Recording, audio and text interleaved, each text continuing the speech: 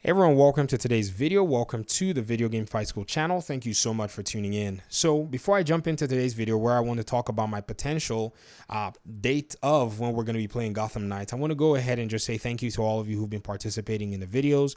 I really appreciate your comments. I appreciate you hitting the like button or whatever it is you do. The fact that you guys are watching the content is what makes it possible for me to continue to make videos and talk about a game that I'm looking forward to under the DC banner and the Batman universe, which I really do like and appreciate.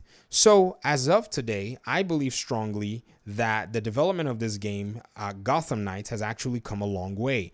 Now, from when the DC Fandom event was live, we didn't necessarily think that the DC Fandom event was going to leave us with very scanty information. So a very, very small piece of the puzzle was actually dropped at the DC Fandom event 2021.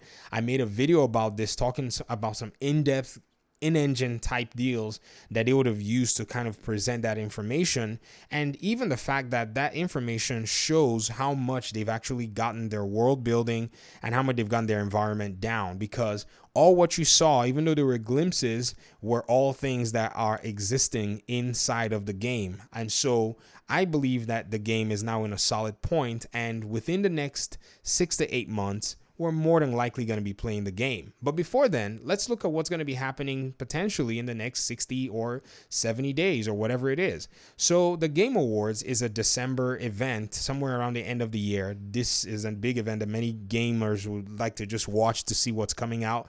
I don't think necessarily awards are the main focus of many people, but the Video Game Awards has been significant in us seeing announcements for very interesting games. And so many people are waiting to see potentially if we're going to be getting a reveal for a release date on that platform, on that stage, when the announcements are being made for new games, or maybe if we're going to be seeing another trailer or another gameplay walkthrough of some kind. Now, if you guys want to really kind of pay attention to what is going on and to see how that 6 to 8 month timeline is realistic, we have to look at basically what we saw in 2020. What we saw in 2020 clued us into the point that they had pre-alpha footage. So they had an alpha, basically something that is better than a prototype, because you have your prototype, and an alpha version of a game is a portion of the game that can actually run on a console or a platform. So if you notice this footage that's on here, they advertised it as pre-alpha footage, and that was actually pretty good. What we saw was quite decent. Yes, I had my reservations, I had my criticisms, but that didn't take away from the fact that we got to see a game that we've been waiting for about 7 years to even discover what the game was about.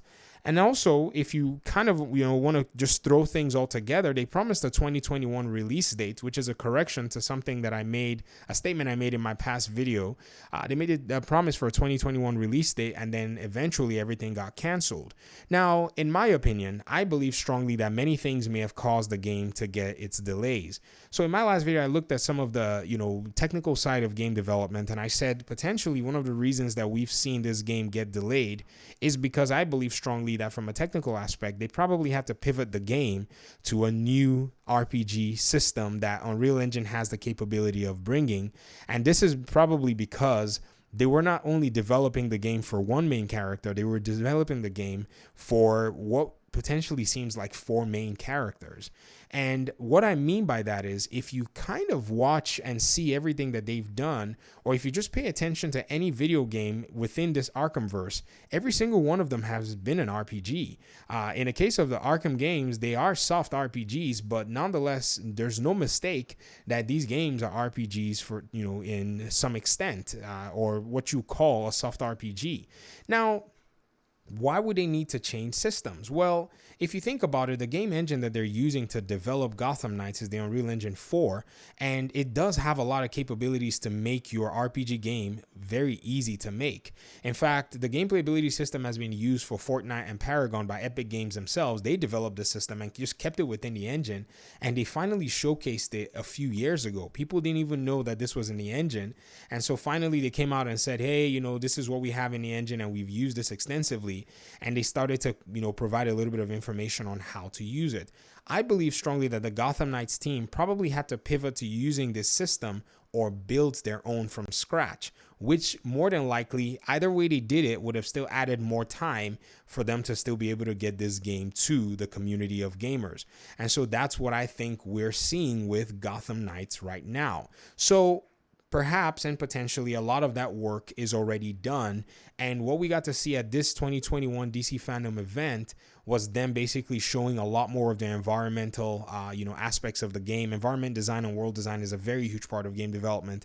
In fact, I think it's actually more tasking than the regular simple gameplay mechanics because of all the workload that you have to do, because your environment has to match up with your writing, has to match up with your cinematics, has to match up with the player progression. So if you're going to build a world, the world has to make sense and has to be coherent. You know what I mean? Like a game that is featuring the Gotham Knights has got to have verticality in it because they all have, their grapple guns. And so they can use that to, basically just traverse, vertically into different areas of the game. So these are considerations that are going to be done on a large scale.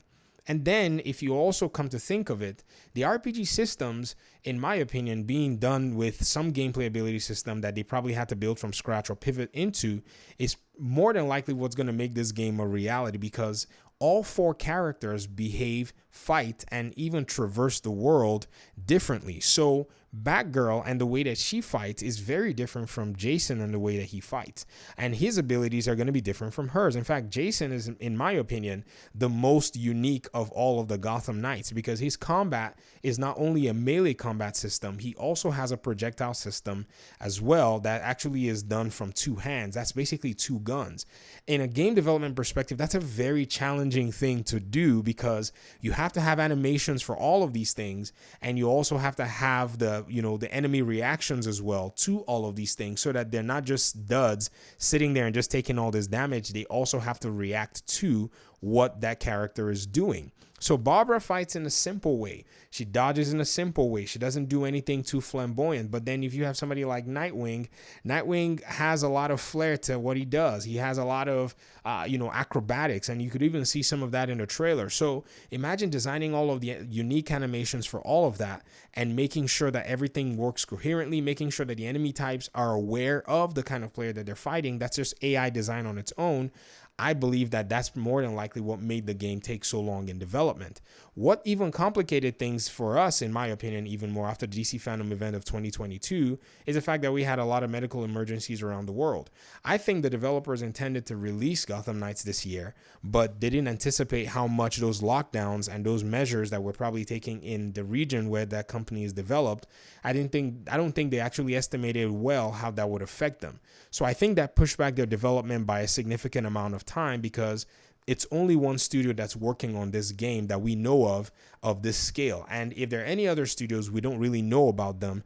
And to be very honest, Warner Brothers games and their studios aren't really a lot. And most of their studios and studios that they're affiliated with are already working on their own titles. So I think largely this entire project is actually being fielded by Warner Brothers Games Montreal. And so for the most part, many of us in the gaming world, we do say, so why is it that the game is getting delayed when other games, are coming out? The truth is, we're more than likely saying these other games are coming out and seeing them from studios and publishers who have many developers and many development teams at their beck and call. An example is Ubisoft. Ubisoft dropped 3 games last year when many games got postponed. They still shipped their Assassin's Creed game, they shipped their Watch Dogs Legion game, and they shipped Immortals Phoenix Rising in the middle of all of these delays and postponements. This year, they're still going to go ahead and potentially ship 3 games, because they've already shipped Far Cry 6. They're going to be shipping Riders Republic, and potentially they're going to be shipping a Just Dance game very soon. So they're on point. But if you think about how they do their development, it was 17 studios that worked on Assassin's Creed Valhalla. And so even when the lockdowns were going on from their studios, they had a lot of team members across the world that were working on different aspects of the game. It took 12 studios to deliver Far Cry 6. And so I don't think Warner Brothers Games Montreal's got 12 studios, and so they have to be the ones that field all of this themselves. But I think what they showed basically told us that they're in a position where they can actually deliver this game in about 6 to 8 months. If your world is built, if your mechanics are kind of set up and if you've chosen whatever RPG system you're going to use, I think the rest is just making sure everything ties together and everything is all polished. So right now, I think the game is in polish and the game is in optimization mode in order for them to be able to get the game live for players. And this brings us to the other side of complexity, because the game is actually being developed on about 6, potentially 7 different platforms. Think about it. PlayStation 4, Xbox One, PlayStation 4 Pro, maybe the Xbox Series X, because those 2 consoles also have a little bit of performance settings that gamers can benefit from, so they might want to actually have those versions showcase some of what their machines are capable of. So that's just 4 by themselves from last generation. Then you have the PlayStation 5, you have the Xbox Series S, the Xbox Series X, and now you're at 7. And we haven't even talked about PC and Stadia. So this development process right now, I think, is now at the point where they have to now start making sure that the console generations of the past and even the console generations of now and PCs are able to play the game in a unique way. Trust me, the game may be in a place where even the PS4 and Xbox One versions are actually well done, but now they have to make sure that they can scale the game to a point where it fits the new generation. That could be the case. It could be the case that the new generation consoles are already playing the game, and what they need is just the time for them to be able to, get the old generation of consoles to actually play the game, like in the case of Cyberpunk, where the PS4 could basically not run the game because of all of the issues. But we're hoping that that's not the case, because this gameplay footage that we got to see here, to me, seemed like it was played on a PlayStation machine, or at least a PlayStation controller was used. But I'll stop this video here. I would love to hear your thoughts about when you think this game is going to be coming out. My prediction is 6 to 8 months from, this DC fandom event, but I would love to hear what you think in the comment section. Thanks so much for watching the video. I appreciate you guys so much. Peace out.